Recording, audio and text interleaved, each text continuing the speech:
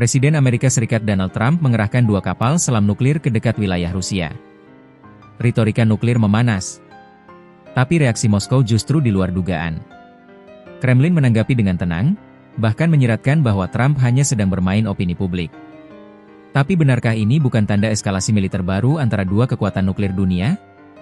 Pada Jumat, 1 Agustus 2025, Trump kembali membuat gebrakan besar di panggung internasional. Ia memerintahkan 2 kapal selam nuklir Amerika untuk diposisikan di wilayah yang tepat, mengarah ke kawasan yang lebih dekat dengan Rusia.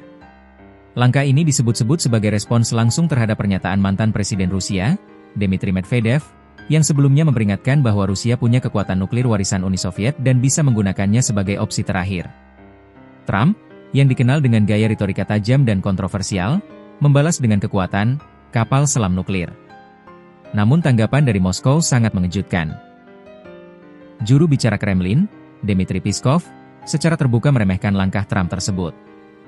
Dalam konferensi persnya pada 5 Agustus, Peskov menyatakan bahwa kapal selam nuklir Amerika itu sudah berada dalam status tugas tempur sebelumnya, dan bahwa ini adalah proses yang sedang berlangsung.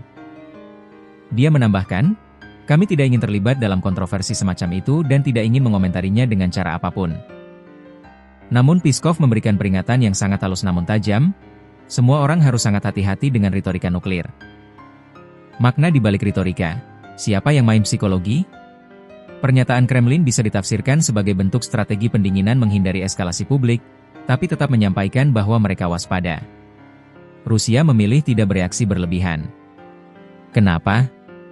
Karena mereka tahu, setiap komentar agresif bisa memicu eskalasi lebih jauh dan membuka peluang konflik terbuka. Dalam dunia diplomasi militer, diam bukan berarti lemah. Justru, ini bisa menunjukkan kepercayaan diri dan stabilitas strategi. Namun jangan salah, Rusia tetap siap dengan segala kemungkinan. Mereka hanya tidak mau terlihat panik. Apa dampaknya bagi ketegangan global?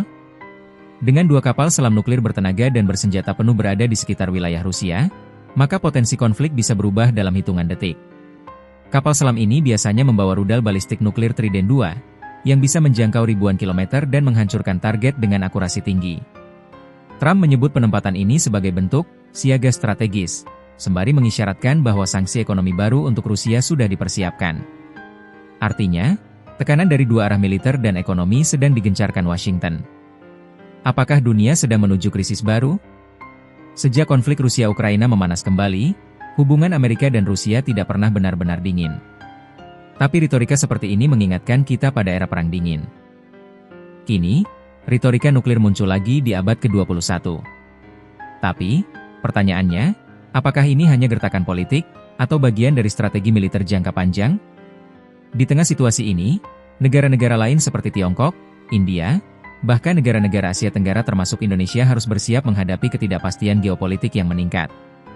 Kesimpulan, siapa punya kendali? Trump memposisikan diri sebagai pemimpin yang tegas, siap menggunakan kekuatan. Tapi Rusia menunjukkan sikap dingin, menahan diri dari drama. Pertanyaannya sekarang, siapa yang sebenarnya memegang kendali dalam situasi ini? Apakah retorika nuklir ini akan berujung damai, atau jadi api yang membakar dunia?